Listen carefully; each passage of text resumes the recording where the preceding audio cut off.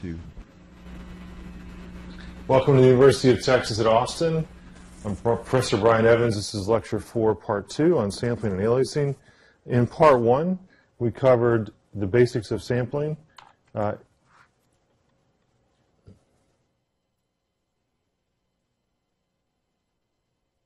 talked about data conversion, and we talked about sampling in both time and frequency domains, and we talked about the sampling theorem. So today we're going to talk about aliasing, bandpass sampling, and then a certain kind of artifact from sampling called rolling shutter distortion from smartphone cameras. This is not quite time domain aliasing, and we'll see what it is a little bit later. So let's go on into aliasing in the time domain.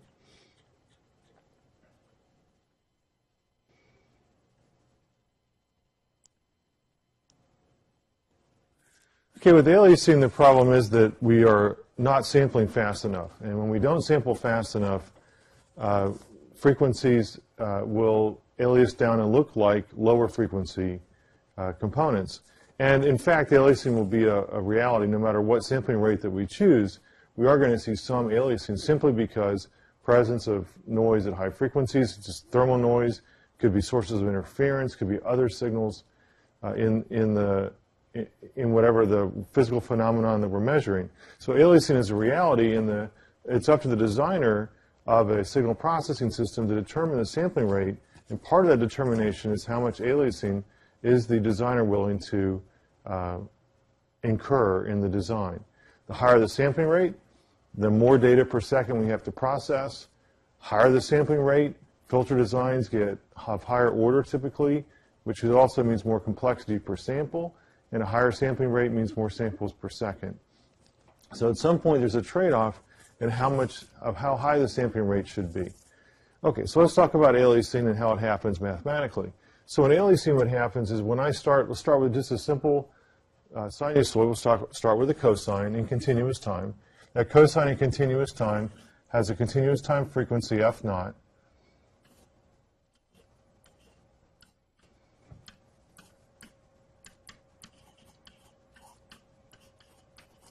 The continuous time frequency in f naught is simply in hertz, and we'll have also a fixed phase just for generality that will be shown by phi. So this is a constant phase.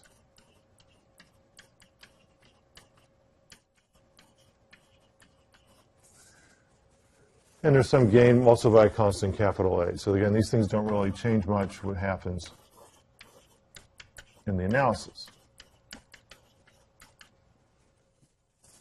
Now let's pick a sampling rate, fs, and that means the sampling time is 1 over the sampling rate. And so if we go through a normal sampling process, we have x of n is x of t, and I take samples of this continuous time signal at integer multiples of a sampling time. And we did this way back in lecture 1, part 1. Part 2, sorry, lecture 1, part 2. So you either replace this by n over fs, or you can replace it by n times ts. These are the same values. And if we do this for the cosine, this two-sided cosine, then we get the following formula. We replace little t with n times capital Ts. So now we've taken samples at uniformly spaced locations in continuous time, and those uniformly spaced locations are simply an integer multiple of the sampling time. So I take my cosine, and I'm going to pick off values of the cosine at integer multiples of the sampling time. So I have index 1, index 2, index 0 is the origin.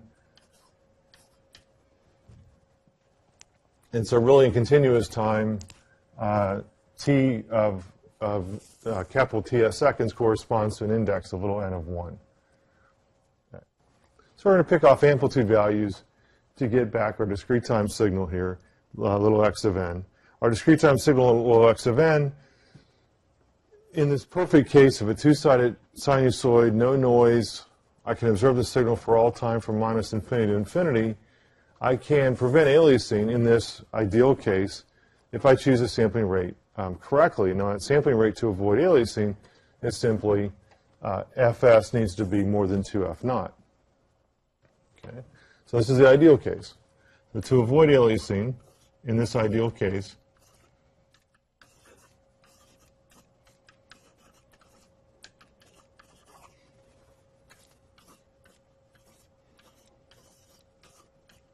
so to avoid aliasing, the sampling rate, this is from the sampling theorem, must be greater than 2f naught. Now, it turns out that if we don't obey the sampling theorem, it turns out there's a whole lot of aliasing. There are a whole lot of frequencies that can alias down and look like a lower frequency signal. So let's take a look at that. So if we keep the sampling rate the same, or equivalently keeping the sampling period the same, we can increase the rate, the frequency of the two-sided cosine signal, and see and look at the aliasing that results. So we can pick a higher frequency cosine. This higher frequency is f naught that we started with, plus some integer multiple of the sampling rate. And this integer multiple can be either positive or negative.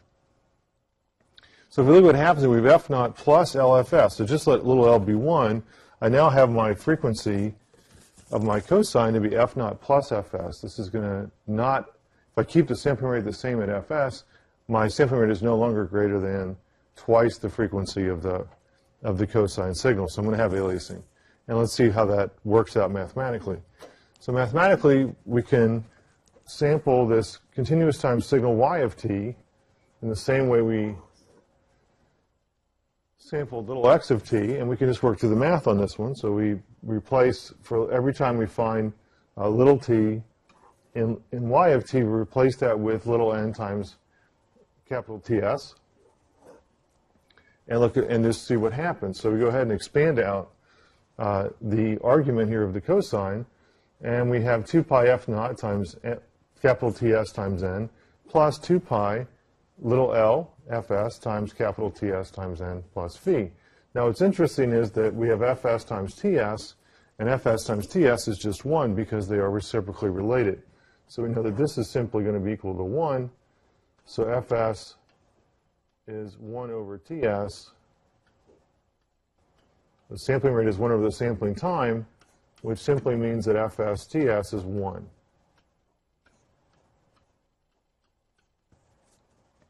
Now I'm left with, in the cosine argument, 2 pi f naught capital Tsn plus 2 pi times little l, which is an integer, and little n, which is an integer.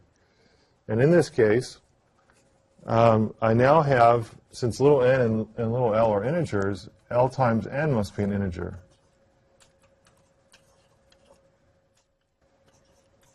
Which means that the term here, 2 pi times little l times little n, is a phase shift that's a multiple of 2 pi, and anytime we have a phase shift that's a multiple of 2 pi, it just returns the cosine to where we started. The cosine is periodic with period 2 pi. Okay, so now let's keep on going. We're left with something that looks really familiar. Now after sampling, we're left with exactly what we had for x of n. And this is the case when x of n, our original signal, was sampled to avoid aliasing. So x of n here was sampled so that fs was greater than 2f naught. Now with y of t, we're not obeying that sampling theorem anymore. And we have now, in fact, a very large number of frequencies, a countable but infinite number of frequencies, that after sampling will look like x of n in discrete time. So y of t can have many different frequencies, f naught plus fs, f naught plus 2fs, f naught plus 3fs. And when sampled at fs, or sampled at a sampling rate fs, I get exactly back little x of n. So I have an infinite but countable number of frequencies of cosine, countable but infinite number of cosines that, when sampled, will look like x of n. Now the problem is that when I try to then convert back from x of n back to, or from discrete time back to continuous time, the only signal that's going to get reconstructed is going to be x of t. So if I put in y of t, after sampling it's going to look like x of n, and after reconstruction back to continuous time, it's going to look like x of t. And that's not what we started. We started with y of t. So this means that y of n in discrete time is indistinguishable from x of n. And this is going to cause difficulty when we go back to continuous time. It also causes difficulty as we process this signal, y of n in discrete time. We have aliasing. Aliasing has occurred. Now, aliasing is not always a negative thing. Sometimes aliasing is to our benefit, and we'll talk about that in a few slides where we can actually put it to use in our favor. Okay, so just in words, what I said on the previous slide, since little l is any integer, we have a countable but infinite number of sinusoids that, when sampled, give the same sequence. Frequencies here, f naught plus little LFS, and this is excluding the case that L equals 0. These are called aliases of frequency f naught with respect to sampling rate fs. All alias frequencies appear the same as f naught due to sampling. And there's a demo which I'm not going to give right now, but there's a link to a demo if you want to run this in MATLAB.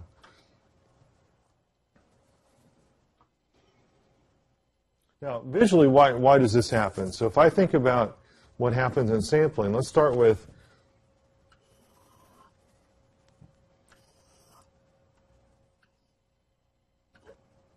a cosine in the frequency domain at frequency f naught and minus f naught. So this is our original spectrum for x of f.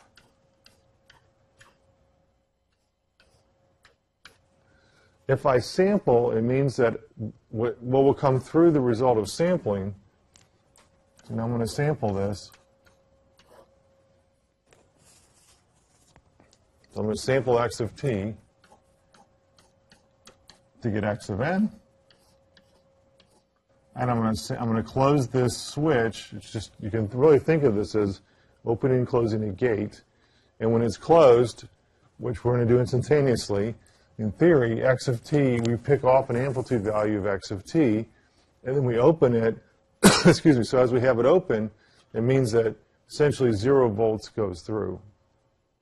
It's opened. We don't connect x of t to x of n, but instead we get 0 volts coming through. So we get this instantaneous and regular snapshots of the amplitude of x of t. Now in practice, there'll be a hold time in here, and we'll see x of t over a very small time interval, and then 0 otherwise in sampling. But for now, theoretically, we'll assume that this sampling is instantaneous. And also for this, our sinusoid is two-sided, also in idealism.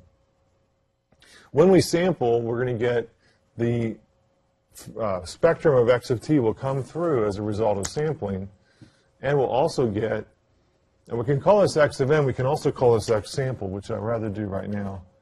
We'll call this x sampled.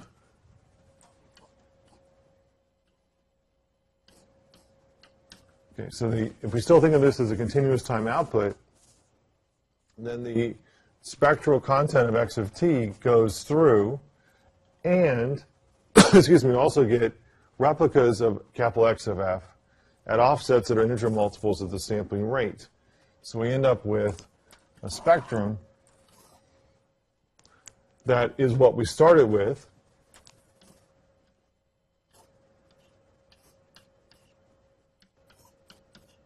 and then we get an infinite number of replicas.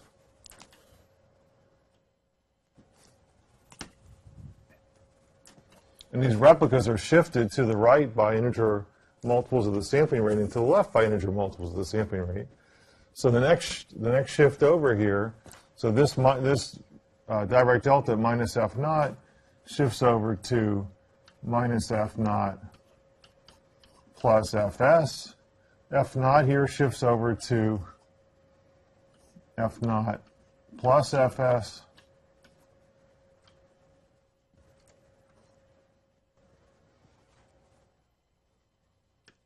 I also have replicas to the left, and this goes on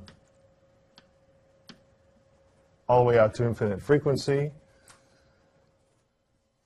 So again, I have minus f naught shifting, and it's going to have replicas that keep going.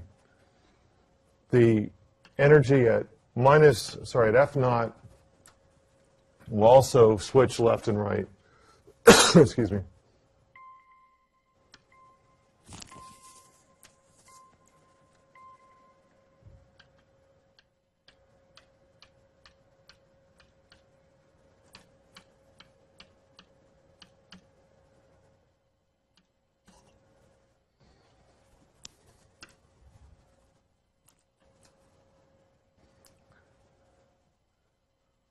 So again, these frequencies shift left and right by integer multiple of the sampling rate. So this one, this particular value will be F naught minus Fs, and the next direct delta will be at minus F naught plus Fs. And if Fs is greater than 2F naught, then what's showing on the right here doesn't overlap in this range. And when we reconstruct the signal from the sample version back to the original version as best we can, then what we do is we pick off frequencies from minus half the sampling rate to half the sampling rate. So this end frequency here is half the sampling rate, which in discrete time would correspond to pi radians per sample. Excuse me. And the left point here is minus 1/2 the sampling rate.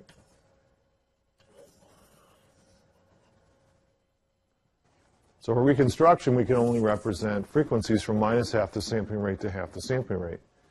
But you can see what can happen here if the sampling rate is not greater than 2F naught, then what happens is these replicas end up at these lower frequencies, and the reconstruction picks up the lower frequency cosines, and that's aliasing. So again, what's shown here on the slide is no aliasing. With aliasing, F naught would be less than 2F naught or equal to 2F naught, and we would have aliasing.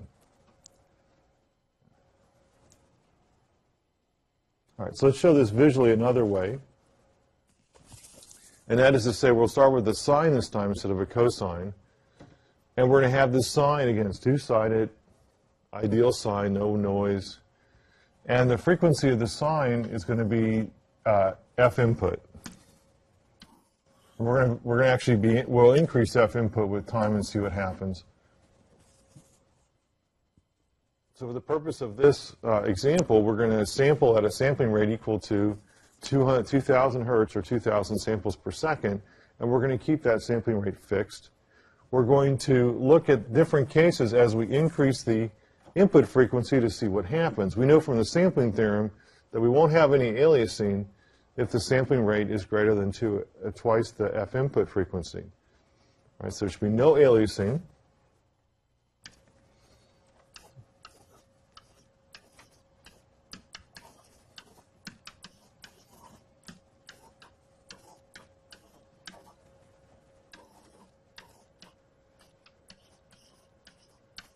So no aliasing if the sampling rate is greater than 2F input. So we can look at now what happens. So if I let the input frequency go from 0 to 1,000 hertz, there is no aliasing. And the apparent frequency is exactly what the input frequency is. I've captured it without any aliasing. Now the problem here is that when the sampling rate does not obey the sampling theorem, I now have an aliasing has occurred. And so as the sampling rate goes beyond half the sampling rate, so 1,000 hertz is half the sampling rate,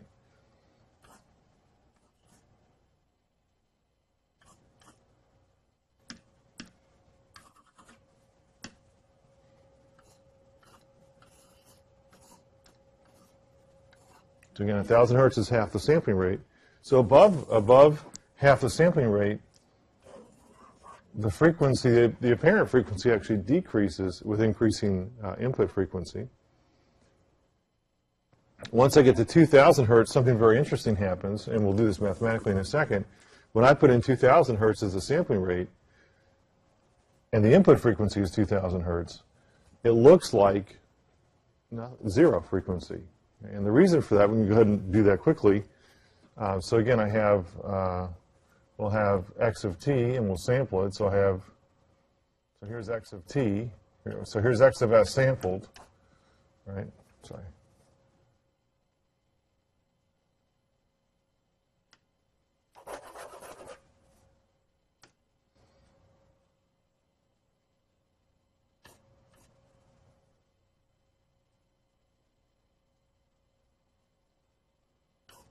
So again, x of t is our sine wave.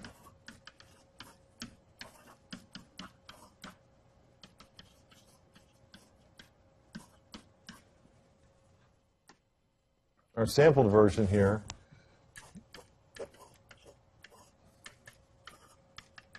is sine 2 pi f input over fs times n. And now, if this is in general, and now if f input is half fs, is actually f is equal to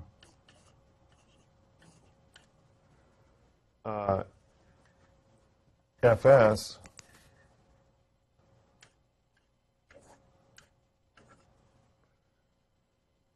then this ratio of f input to fs is simply 1, and I'm left with nothing but a sine wave at 2 pi n, which means I have nothing but 0 values left. So the amplitude now, x of n, as a result, is 0 for all n.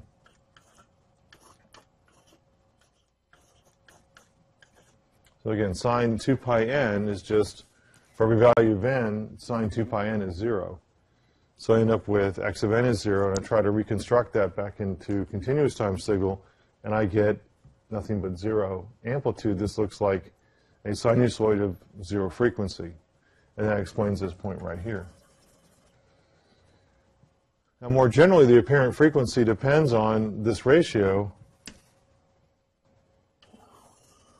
right here. And so it's 2 pi times f input divided by fs. That's the, so if f input's less than half fs, this is all well and good. If f input is greater than fs, then we have a cyclic behavior of this frequency, and it's going to appear less than the input frequency once we no longer obey the sampling theorem. We also see that this frequency, this apparent frequency, actually replicates or repeats itself periodically. So it's really going on. Another way to visualize this, perhaps an easier way to visualize this, is in the z domain.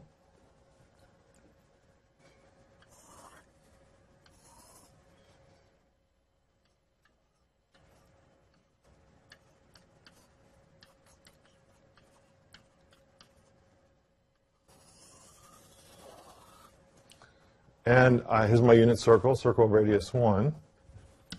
And this vector is drawn to the unit circle.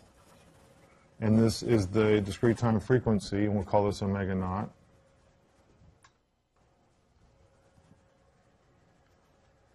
And what is omega naught? Or omega, really input in this case. So omega naught is 2 pi f input divided by fs. And this phasor is going to be e to the j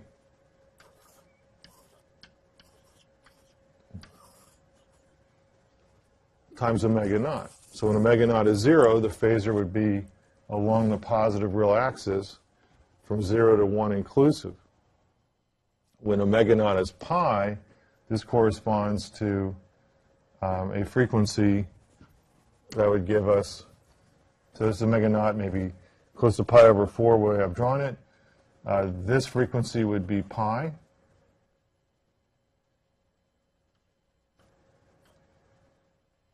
But as you'll also notice, it also can be minus pi. So this is this phasor that can go around the unit circle at different frequencies is periodic with period 2 pi.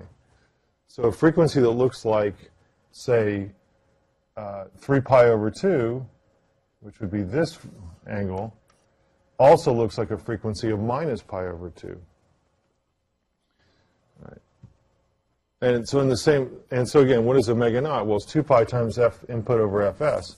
So when f input is between half fs and fs, we get this mirror image here.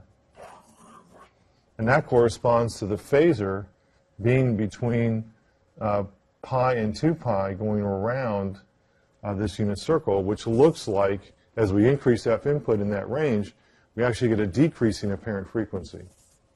Again, because of 3 pi over 2, which would correspond to an f input, which is equal to 3/4 the sampling rate, then we end up with a frequency that in discrete time looks like 3 pi over 2, but the apparent frequency is minus pi over 2, which would be this point right here.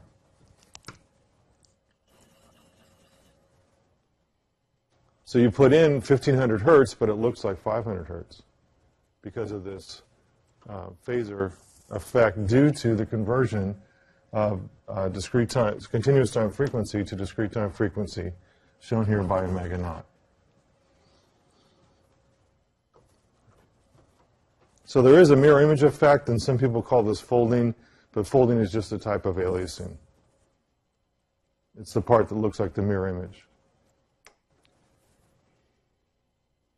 All right. So that's aliasing, or more about aliasing. And now let's see if we can put aliasing to our use and to our benefit in signal processing systems. And so there are many ways that we can and we are able to use it to our benefit. So one of the applications is called bandpass sampling. So in bandpass sampling, we're going to reduce the sampling rate versus what we would normally have to use based on the standard sampling theorem, what you might call the low-pass sampling theorem. So the low-pass sampling theorem says that if I'm going to sample this ideal bandpass spectrum has a lower frequency of F1 and an upper frequency of F2. To sample this correctly without aliasing, the sampling theorem would say, correctly, for low-pass sampling,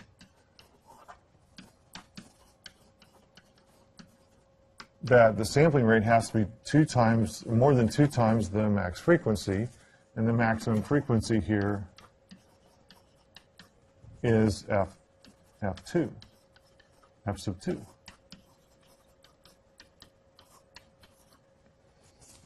Now, the good news is with bandpass sampling, we don't have to sample at 2F max. We can sample at simply greater than the bandwidth.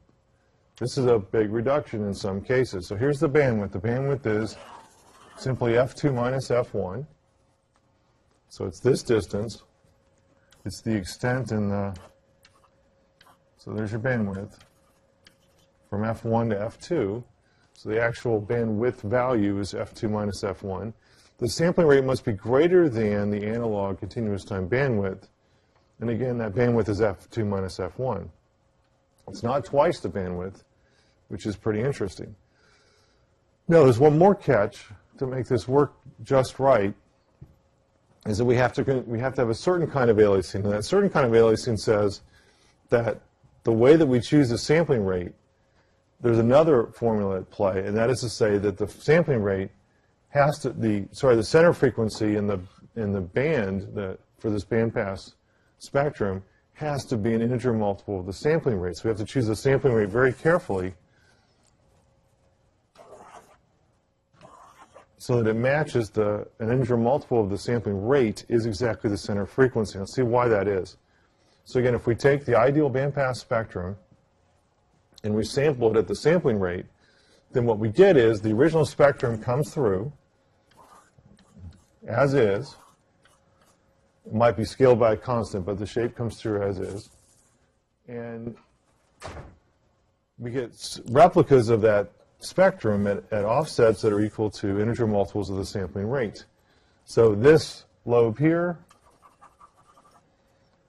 replicates to the left and the right at integer multiples of the sampling rate. And the lobe on the left, it also replicates to left and right at integer multiples of the sampling rate. So if we choose the sampling rate just right, then what will happen is, let's just say that in this case I've drawn it so that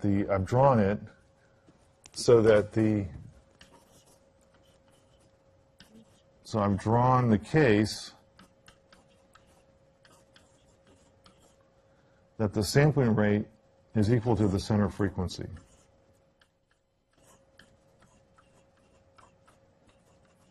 Again, as long as the center frequency is any integer multiple of the sampling rate, this will work in theory.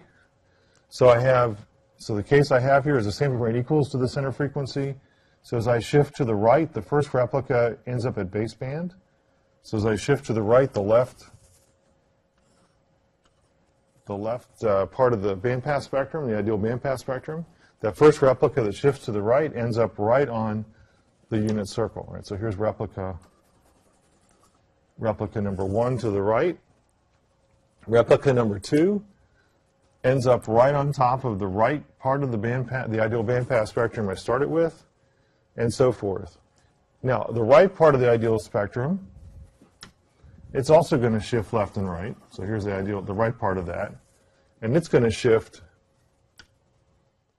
to the left and the right by the sampling rate. So the first replica to the left also ends up right at the origin. It's a baseband, part of its baseband spectrum, baseband signal. The second replica ends up right on top of the left part of the ideal bandpass spectrum, and so forth. So as long as we choose the sampling rate just right, these replicas land on top of each other. And then what we can do, ultimately we want to extract the baseband out of this, because ultimately the reason we're bandpass sampling is we're trying to represent the frequency information from F1 to F2, but without having to use this excessively high sampling rate, which is Fs greater than 2 times F2. We'd rather sample at a much lower rate, which is simply greater than F2 minus F1. So we put aliasing to our benefit if we follow this aliasing with low-pass filtering to extract the baseband. So what we really want, again, is a representation of what's in the ideal bandpass spectrum between F1 and F2. We don't really care about the other frequencies. This could be a communication transmission, for example. It could be a bandpass signal in other contexts. So after I undersample, I then low-pass filter to pick off the baseband component. Now this helps me in lots of ways. One is it greatly, since I'm reducing the sampling rate, it makes the overall complexity of the system go way down. The only extra complexity I'm adding is a bandpass filter to extract, or a low-pass filter to extract the baseband component. So to give you some ballpark figures of how dramatic this can be, so in certain Wi-Fi at 2.4 gigahertz,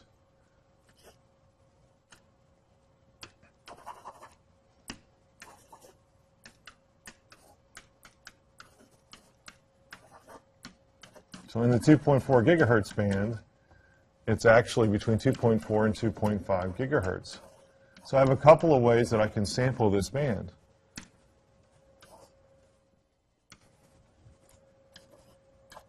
I could either sample at more than at 5 gigahertz, or I could bandpass sample at twice, at just above the bandwidth. So the bandwidth here is,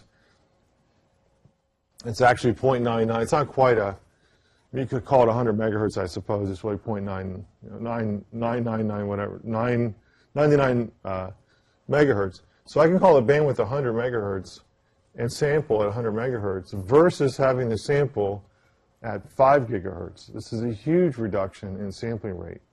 It's a factor of what, 50 reduction in sampling rate. This is huge in terms of simulation. Your simulation times are 50 times faster. Your system can run 50 times faster. Now there is a catch. Not in practice, not only do we need the low-pass filter to extract the baseband signal, I'm also going to need a bandpass filter to remove or at least reduce frequencies outside my band of interest. So there are some difficulties in making this work in practice. And also I have to make sure that my sampling, an integer multiple of my sampling rate is my center frequency. So there's a number of issues to get right if I were to implement this in an actual communication receiver. But in terms of simulation, this makes simulation much, much faster. And you'll see this in some tools. For example, Advanced Design System from Agilent has this technology in it to do the basically bandpass sampling to dramatically reduce simulation time.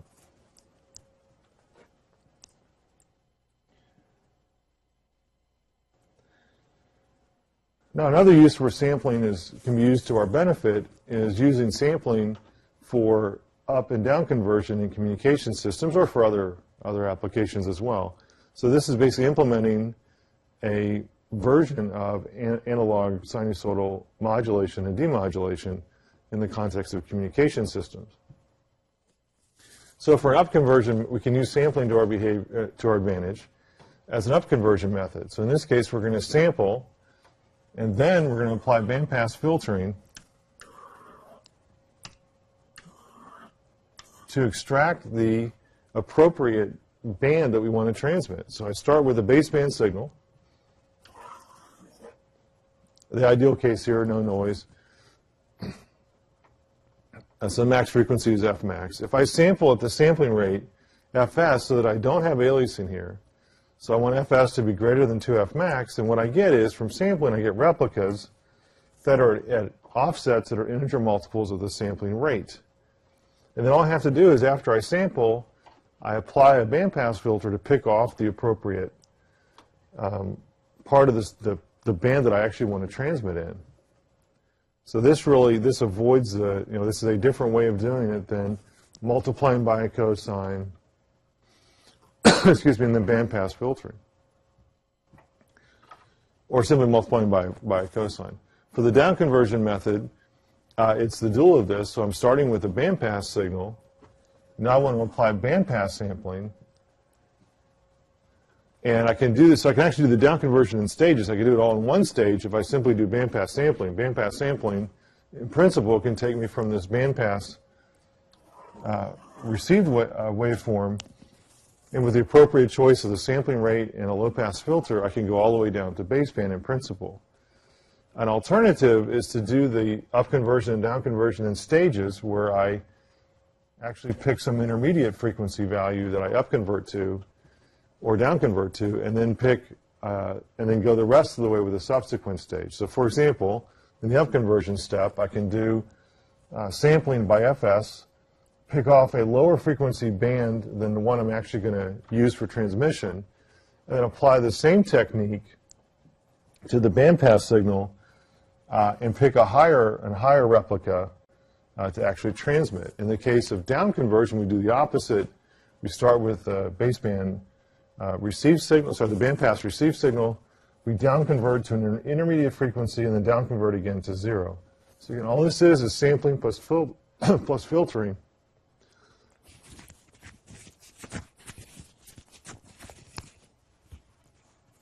Excuse me, to get us to where we need to go.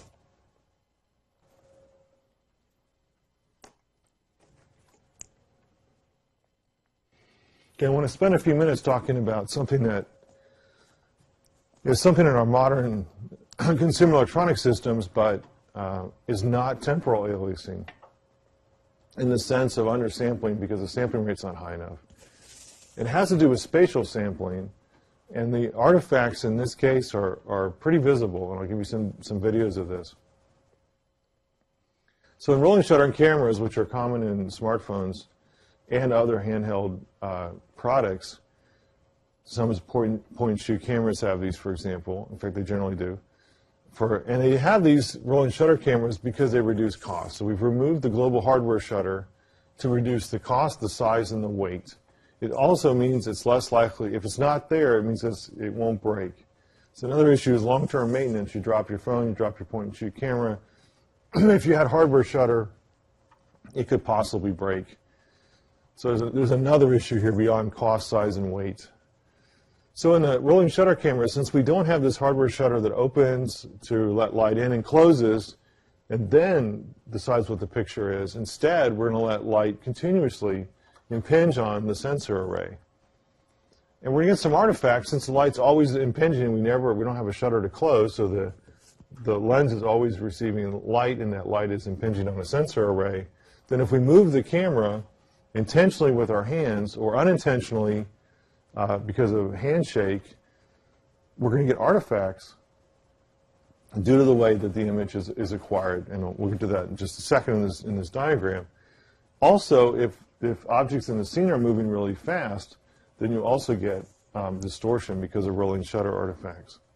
So here's a comparison. So on the left, we have mechanical global shutter. This is the more conventional camera. I have a hardware shutter. It's closed. When I want to take a picture, it opens for a very short amount of time and closes. And then I simply read out the sensor array values when the shutter is closed.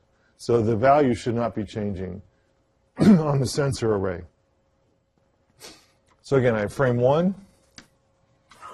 And then in frame 1, I'm reading out each line of the frame or the image after the shutter has closed. After I finish reading everything out, then I open the shutter again if I want to take another picture or I want a video capture of a scene.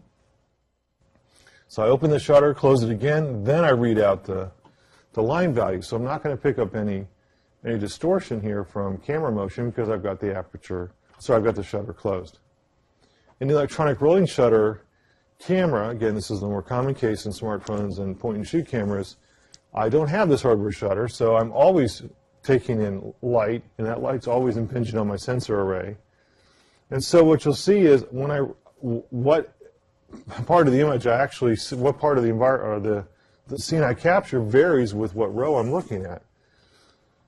So here back to frame 1 readout. So in frame 1 readout, I'm going to read out here I have the first line. It's actually the first so many rows. Will get read out at the same time. First so the blue here is integrate, and then readout is what's in a gold color here. So I read out, while I'm reading out line 1, for line 2, I'm still capture or integrating the light that's coming in before I read it out. So my readout time for line 2 is different from line 1. So if there's been any movement, I'm going to capture that line 2 after the movement's happened. So line 2 will be out of sync with line 1. If there's no motion in the scene and no hand jitter and the camera's not moving, then we're not going to see much difference. But if we start to have motion between the camera and the objects in the scene, then we will have some distortion that creeps in. And so we read the rows sequentially from top to bottom and then start over again for the next frame. So there's no shutter, saying when we start and end an acquisition. The acquisition is ongoing. This makes it also a lot easier to design the sensors here. So not only is the shutter removed, which reduces cost, size, and weight, the actual sensor array here is simpler to build in a CCD array. All right. See, I'm rolling shutter with or without, with different kinds of arrays. But more commonly in smartphones, we'll have a CMOS array, just also for cost. Okay, so let's look at some artifacts that show up here, and I have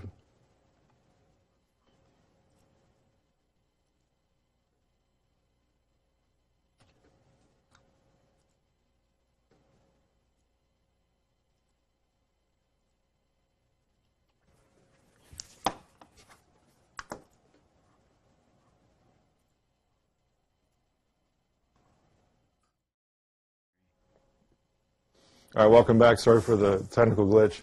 So here's a slide on rolling, one more slide on rolling shutter artifacts, and on this slide, I point to several demos which I'll give right now. So the first demo will be pluck strings, and this is with a global shutter camera to show the correct string vibration, and that correct string vibration should be a damp sinusoid versus time. I'll then show you a demo of guitar oscillations captured with an iPhone 4, which has a rolling shutter camera in it. And you'll see the artifacts, but these are not temporal aliasing, and the sampling rate's not high enough in both space and time. It's just how the rows are acquired with this rolling shutter camera.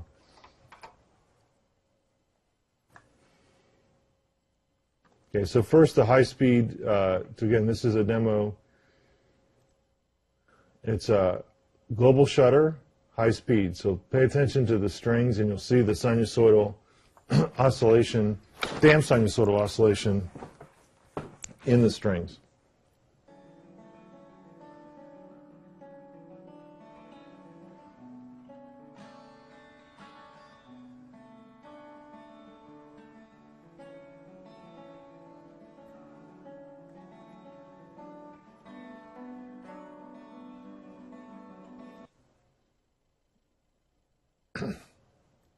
Let's do it one more time again. Watch the strings.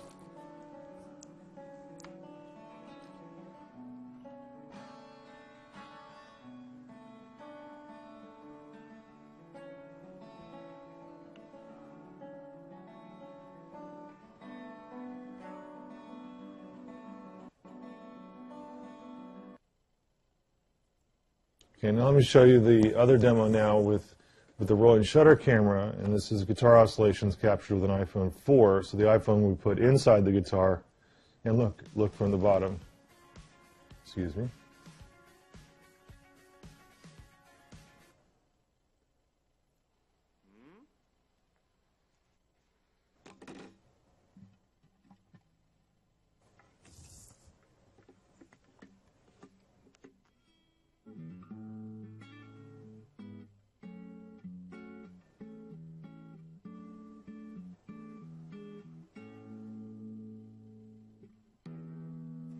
All right, you can see that you're getting some warping of the strings are not warped. The strings are playing very nice damp sinusoids, but because of rolling shutter effects, it does not look like, again, because we're capturing rows from top to bottom sequentially in each frame and then repeating again. So with the relative motion of the strings, we are not seeing pure sinusoid. We're seeing some other waveform.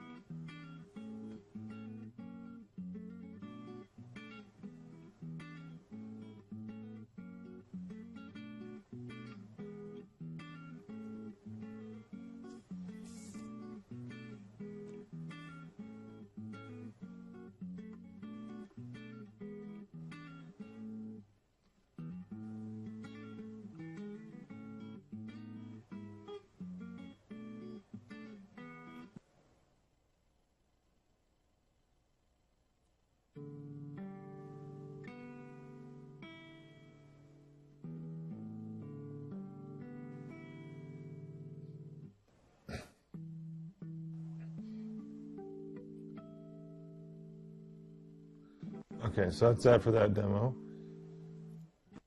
And there's a whole lot of commentary on this online. Now, last thing I want to show you for rolling shutter is some work that we've done in my research group to show you what you can do to recover or compensate for rolling shutter effects for both video rectification and video stabilization is to remove handshake as you acquire video, and the video rectification is to remove rolling shutter. So let's see, this is probably the better demo. So it's a short demo. So what you're going to see is the original scene captured up above, which is in the top scene, and on the left, as the commentary will tell you, so the top is the original video, the bottom left is stabilized video, is to remove the handshake, but without correcting for rolling shutter artifacts, and on the right, it's a stabilized video with rolling shutter artifacts. So you're doing both, removing the hand jitter and, again, other relative motion between the camera and the object. So let me roll this through. So just someone walking through a parking lot in an apartment complex. So again, the upper video is the original, really shaky. Bottom left is stabilization, bottom right is stabilization and rectification. So the one on the bottom right should be the smooth, the least jerky, the most smooth.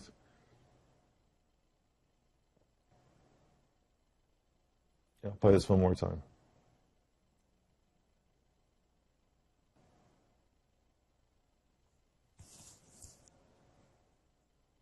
And this is all done in software. And the way we correct for this is to use the gyroscope to figure out the actual motion of the camera. And we can synchronize that with the video sequence captured in the optical part of the camera. Okay.